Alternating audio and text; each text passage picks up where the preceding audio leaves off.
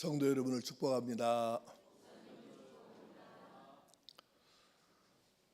바울 사도께서는 예수님을 만나기 전에 자기 잘난 맛에 사는 사람이었습니다. 아주 똑똑하고 잘났거든요. 그 예수 믿기 전에 그의 생각의 일단을 보여주는 성경 구절이 있는데 빌립보서 3장 4절에서 6절 말씀을 한번 먼저 읽겠습니다. 자막을 보시고 시작. 그러나 나도 육체를 신뢰할 만하며 만일 누구든지 다른 이가 육체를 신뢰할 것이 있는 줄로 생각하면 나는 더욱 그러하리니 나는 8일 만에 할례를 받고 이스라엘 족속이요 베냐민 지파요 히브리인 중에 히브리인이요 율법으로는 바리새인이요 열심으로는 교회를 박해하고 율법의 의로는 흠이 없는 자라. 아멘. 나실인의 결례를 따라서 8일 만에 할례를 받고 40일째 결례를 행하고 이스라엘 족속에다가 베냐민 지파이고 히브리인 중에 히브리인이고 바리새파에 속해 있고 예수 믿는 사람들을 체포에다가 죽이는 데 넘겨주고 율법의 의를 가지고 말하면 흠이 없는 사람이라고 본인이 그렇게 생각하고 사는 거예요. 거기다가 다른 성경을 또 종합해 보면 로마의 시민권을 가지고 있었는데 아버지 때부터 시민권을 가지고 있었던 거예요. 요즘에 미국 시민권하고는 비교가 안 되는 굉장한 것입니다. 그런 시민권을 가지고 살았고 가말리엘의 제자에다가 요즘으로 말하면 우리로 말하면 서울대학교 정치 외교학과 이런 정도 대단한 학벌에다가 그리고 높은 지위를 가지고 있었고 평생 써도 못 쏠 만큼의 돈을 가지고 있었으니까 이런 스펙을 가진 사람이 이스라엘 전체를 따져도 몇 명 안 나온다고요. 그러니까 이 사람은 목에 힘주고 살았습니다. 그러면서 다른 사람들을 예수 믿는다는 제목으로 체포에다가 죽이는 데다가 넘겨주는데 그럼에도 하나도 자기는 불편한 게 없고 자랑스러웠습니다. 너 같은 놈들은 죽어 마땅해. 너 같은 놈들은 당연히 죽어서 이 죄값을 치러야 돼. 이런 생각으로 체포에다가 사형 판결 받게 넘겨주는 일을 아주 자랑스럽게 하고 살았습니다. 그리고 이렇게 지난날 자기는 스펙을 갖고 말하면 이스라엘 천재 이만한 사람이 별로 없다니까요. 그래서 큰 소리 뻥뻥 치고 목에 힘주고 거룩한 척하고 이렇게 살았습니다. 그런데요, 그런 그가 하늘에서 땅만큼이나 차이나게 변화해버린 것입니다. 얼마나 변화했는가 한번 봅시다. 빌립보서 3장 4절에서 14절 좀 긴데요, 그냥 7절에서 9절까지만 짧게 읽어보겠습니다. 시작. 그러나 무엇이든지 내게 유익하던 것을 내가 그리스도를 위하여 다 해로 여길 뿐더러 또한 모든 것을 해로 여김은 내 주 그리스도 예수를 아는 지식이 가장 고상하기 때문이라. 내가 그를 위하여 모든 것을 잃어버리고 배설물로 여김은 그리스도를 얻고 그 안에서 발견되려 함이니. 아멘.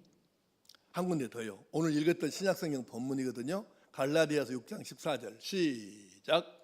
그러나 내게는 우리 주 예수 그리스도의 십자가 외에 결코 자랑할 것이 없으니 그리스도로 말미암아 세상이 나를 대하여 십자가에 못 박히고 내가 또한 세상을 대하여 그러하니라.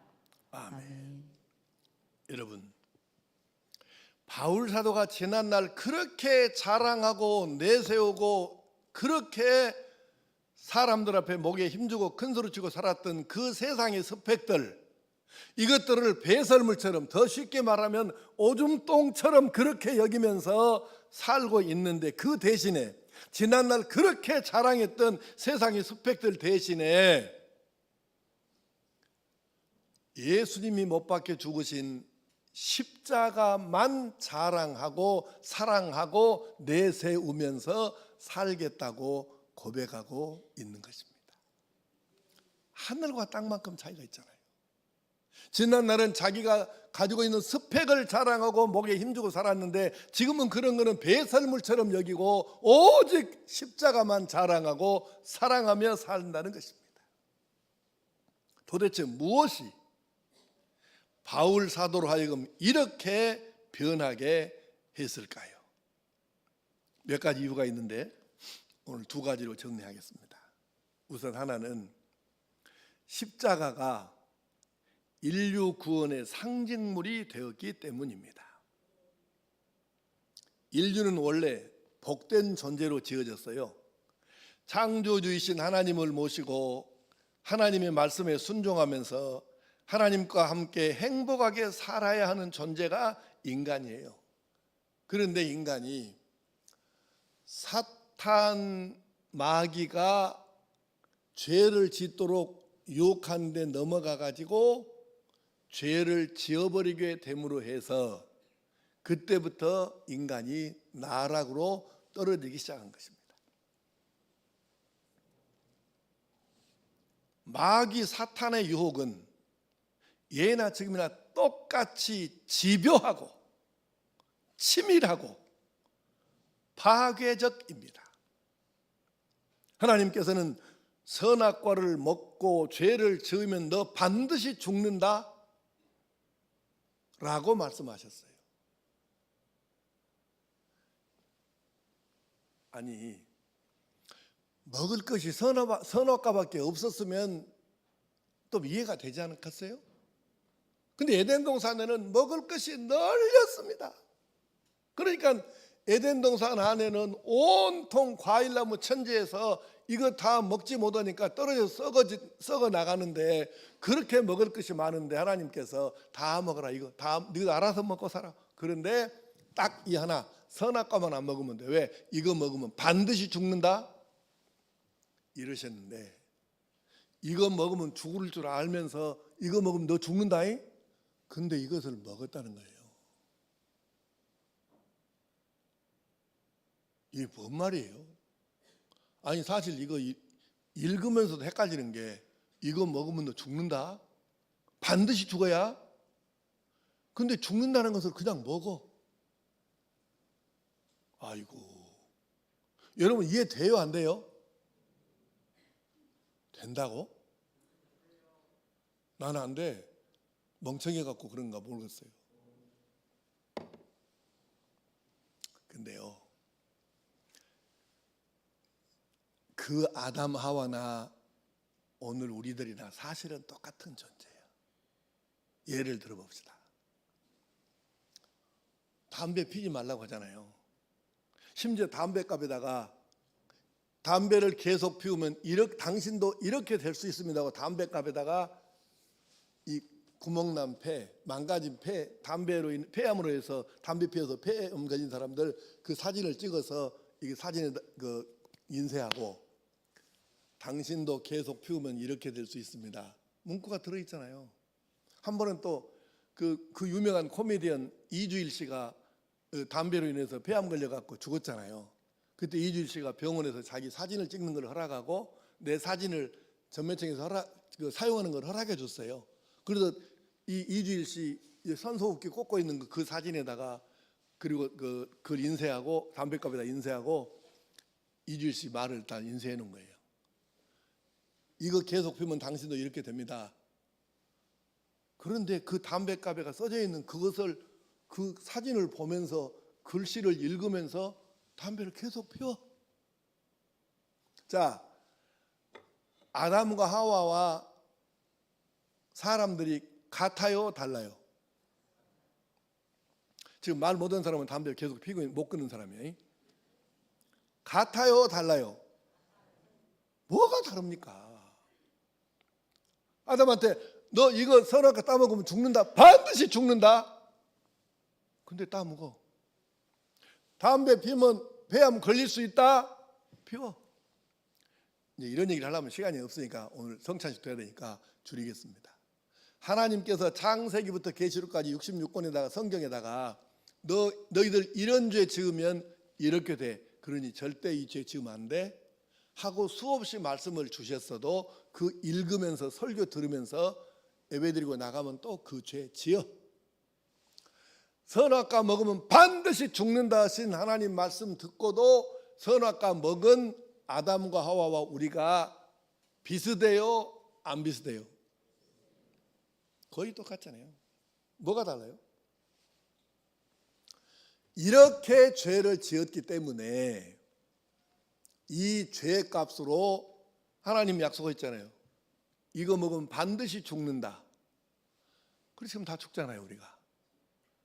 이렇게 모든 사람이 그냥 이 육신 생명만 끊어지는 게 아니고, 육신이 생명이 끊어지면 몸에서 영혼이 빠져나가는데, 이 영혼이, 이거는 시체니까, 죽으면 시체되니까 땅에 들어가 썩으면 끝나는데, 몸에서 빠져나가는 영혼은 죽지를 않으니까 이 영혼은 천국 아니면 지옥 둘 중에 하나밖에 못 가는데, 그래서 모든 사람이 천국 갈 수 없잖아요. 죄 때문에 죽은 거니까. 그래서 지옥 가는 꼴을 차마, 우리를 지으신 하나님께서 차마 그걸 보실 수가 없어서 당신의 아들 예수님을 보내가지고 여러분과 내 죄를 대신 지고 십자가에 못 박혀 죽게 하셨습니다. 자, 여러분, 나의 죄를 대신 지시고 내 대신 나의 죄값을 치르시고 십자가에서 죽어주신 예수님을 믿으면 우리의 죄는 씻어지고 우리가 구원을 받아 천국에 가게 되는 줄로 믿습니다. 그런데 기억하셔야 할 것은, 저 십자가는요, 여러분, 저 십자가를 10,000개를 가지고 있으나 억만 개를 가지고 있으나 십자가가 무슨 효과가 있거나 능력이 있는 거 아니에요. 십자가는 나무 조각이거나 돌 조각이거나 금이나 뭐 쇠붙이 이런 거잖아요. 그 십자가가 무슨 능력이 있습니까? 저 십자가는 여러분 집에다가 가득 쌓아 놓아야 아무 효과 없습니다. 그냥 나무 조각, 그냥 금속 조각이잖아요. 그런데 예수님께서 나와 여러분의 죄를 대신 지시고 우리를 구원하기 위해서 그 십자가에서 못 박혀 죽으셨기 때문에 이것을 믿는 사람에게 죄를 씻어주시고 없애주시고 구원받게 하셨으니까, 그래서 예수님께서 십자가에서 못 박혀 죽으셨으니까, 아, 나의 구원이 예수님이 십자가에서 저렇게 내 죄벌을, 내가 받을 죄벌을 대신 받으시고 저렇게 죽어주셔가지고 내가 구원을 받게 되었구나, 이것을 우리가 이성적으로 깨닫게 되니까 십자가 자체는 아무것도 아니지만 저 위에, 십자가 위에서 예수님이 그렇게 죽어주셨구나, 내 벌을 받으셨구나, 이거를 받아들이니까 그 다음부터 십자가가 우리 생각에 저 자체는 아무것도 아니지만 저 위에서 나의 구원이 이루어졌구나, 이걸 생각하니까 그 다음부터 그냥 지나칠 수가 없는 거예요. 십자가는 예나 지금이나 똑같아요. 아무것도 아니에요. 저건 나무 조각이나 그냥 물질이에요. 그런데 바로 저 위에서 예수님이 십자가 못 박혀 죽으심으로 나의 구원이 이루어졌구나, 이것을 믿음으로 보니까 십자가가 좀 달라져 보이기는 해요. 그러나 저 십자가가 구원을 주는 게 아니에요. 십자가에 못 박히신 예수님께서 내게 구원을 주시는 것이죠. 그래서 고린도전서 2장 2절을 보십시다. 시작.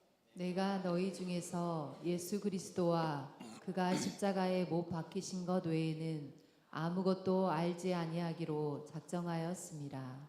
아멘.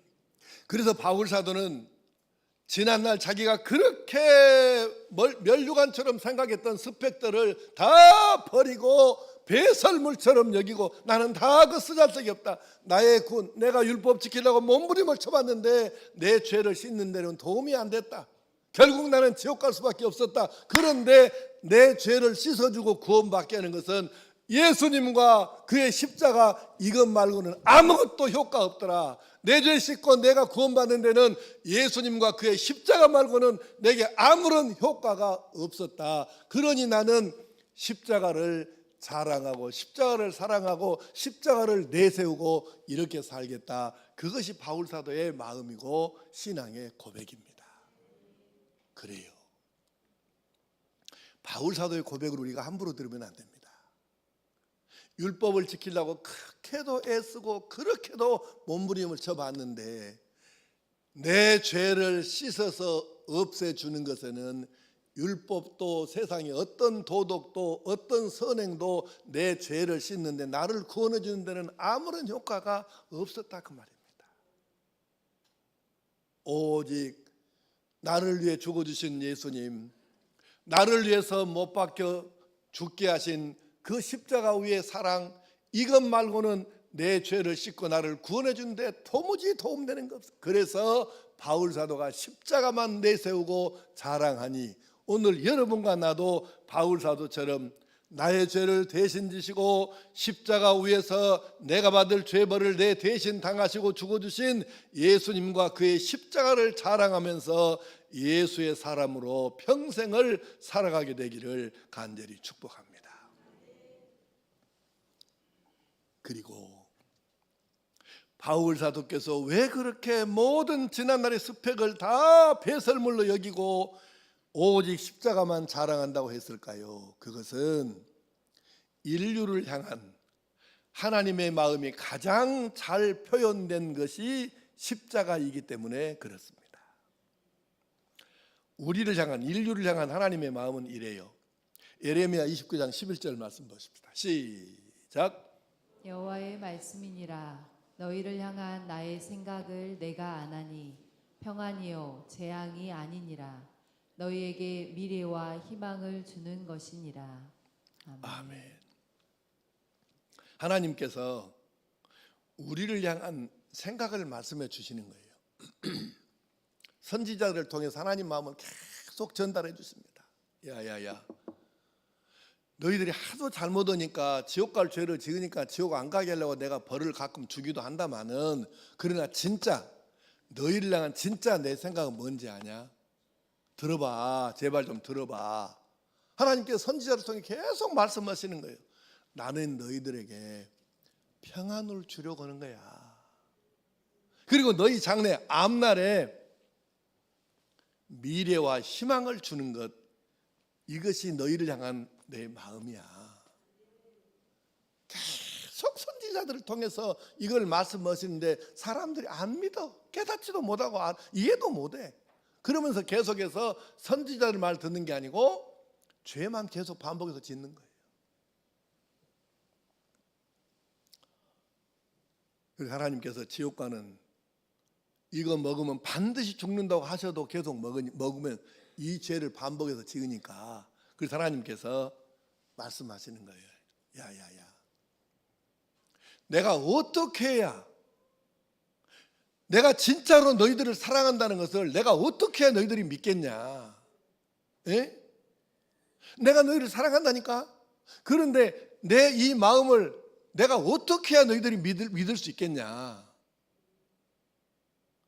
그래서 하나님께서 더 이상 다른 방법이 없잖아요. 자, 성경으로 돌아가서 요한복음 3장 16절 여러분 다 외우시죠? 자, 시작. 하나님이 세상을 이처럼 사랑하사 독생자를 주셨으니 이는 그를 믿는 자마다 멸망하지 않고 영생을 얻게 하려 하심이라. 아멘. 요한일서 4장 9절 10절 말씀 시작. 하나님의 사랑이 우리에게 이렇게 나타난 바 되었으니 하나님이 자기의 독생자를 세상에 보내심은 그로 말미암아 우리를 살리려 하심이라. 사랑은 여기 있으니 우리가 하나님을 사랑한 것이 아니요 하나님이 우리를 사랑하사 우리 죄를 속하기 위하여 화목제물로 그 아들을 보내셨습니다. 아멘. 이 말씀을 풀어서 좀 설명하겠습니다. 여러분 아이들 기르시잖아요. 그 아이들이 저녁에 아파요. 막 열이 펄펄 나고 막 이렇게 의식이 오락가락하면서 아프면 부모는 알아요. 이거는 죽을 병은 아니다. 안 죽을지 알아. 그래도 자기 자식이 고통을 당하니까 저녁 내 같이 한숨도 못 자고 뜬 눈으로 나를 새면서 걱정하고 지켜보고 이렇게 애를 쓰잖아요. 그렇게 안 해본 인간은 부모도 아니에요. 자기 자식이 아픈데 그냥 편하게 잠자부르면 그것이 뭔 부모겠습니까? 우리는 이 아이가 이렇게 아파도 죽진 않아. 고통만 서러워. 알아 이것을. 그래도 우리가 가만히 못 있잖아요. 근데 보세요. 지금 방금 읽은 말씀이 뭐냐면 하나님이 우리들을 이렇게 사랑하셨다. 자기 아들을 세상에 내려보내갖고 사람 되게 하신 것도 이것도 어마어마한 일인데 그것으로 끝난 것도 아니고 십자가에 못 박혀서 우리가 받을 죄벌을 대신 받고 그렇게 비참하게 고통스럽게 죽어가게 하셨다는 거예요. 근데 그 아들, 하나님의 아들 예수님이 온 세상 사람의 죄를 대신 지고 죄벌을 받았으니까 십자가에 못 박혀 죽잖아요. 근데 죽으실 때에 예수님이 비명을 지르시는 거예요. 비명을 지르시면서 이렇게 말씀하셔요. 나의 하나님, 나의 하나님, 어찌하여 나를 버리셨습니까? 이 처절한 비명을 다른 사람도 아닌 하나님이 보내신 하나밖에 없는 자기 아들 예수님이 어찌하여 나를 버리셨느냐고 이렇게 비명을 지르는데, 그 비명 소리를 들으시는 하나님의 마음, 그 십자가에 못 박혀 찢기시는 예수님 자기 아들의 모습을 바라보시는 하나님의 마음은 어떻겠었냐 그 말이에요. 이것을 모르고는 우리가 하나님의 사랑을 이해할 수 없어요.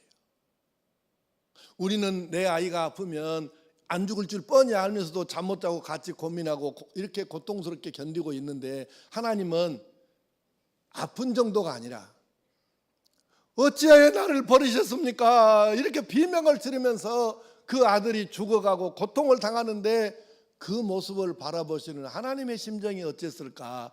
이것을 이해를 못하면 결국은 하나님의 사랑을 이해를 못하는 거예요. 어떻게 알겠어요? 우리를 향하신 하나님의 사랑이 바로 그 사랑이에요. 하나밖에 없는 아들을 사람 만드시더니 그것도 모자라서 십자가에 못 박혀 죽게 하시고, 그리고 예수님께서 비명을 지르시는데 어찌하여 나를 버리시냐고 이 소리를 들으면서 참고 견뎌야 하시는 하나님의 마음을 어느 정도라도 알아야 우리가 내가 받은 구원이 얼마나 놀라운 것인지, 내가 받은 하나님의 사랑이 얼마나 큰 것인지를 조금이라도 이해할 수 있지, 이것을 모르면 어떻게 우리가 십자가 하나님의 사랑을 알겠습니까? 그래서 하나님께서 우리를 사랑하신다는 것을 수도 없이 선지자를 통해서 말씀하셨지만 우리가 이해를 못하고 못 깨우치니까, 그래서 내가 이렇게 너희들을 사랑한다, 그래서 아들을 보내 십자가에 죽게 하신 거예요. 여러분에게 묻겠습니다. 자, 눈 크게 뜨고 잘 들으세요.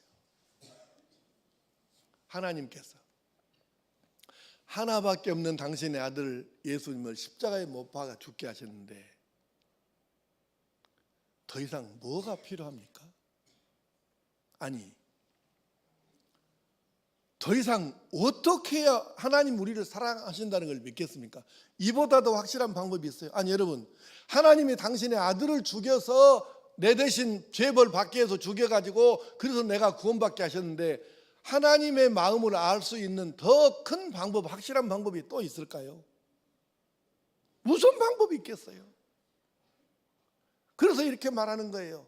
십자가는 우리를 향하신 하나님의 최후의 방법이고 마지막 방법이다. 더 없어요. 무슨 방법이 더 있느냐고요. 그래서 십자가는 무엇이냐? 하나님께서 우리 한 사람 한 사람을 얼마나 사랑하시는지에 대해서 그 사랑을 가장 정확하게 표현한 곳, 그곳이 바로 십자가 위라는 거예요. 그래서 바울 사도는 하나님이 나를 사랑하시는 이렇게 뚜렷한 확실한 증거인 십자가가 있는데, 내가 이 십자가를 사랑하지 않고 이 십자가를 자랑하지 않고 무엇을 자랑하고 내세우며 무엇을 사랑하고 살겠는가? 내가 내세울 것, 내가 자랑할 것, 내가 사랑할 것, 내가 바라보고 살 것은 십자가 외에는 없다. 그래서 고백한 것입니다. 나는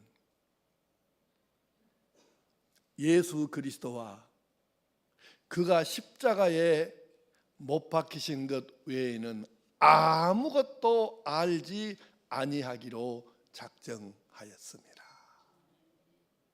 그래서 그런 거예요.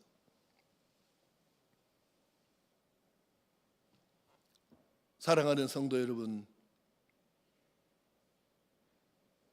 이 십자가가 어떤 것인지를 우리가 정확하게 이해하고 깨닫고 마음으로 받아들이면서 우리도 바울 사도처럼 십자가만 자랑하고 사랑하며 살아갈 수 있기를 축복합니다.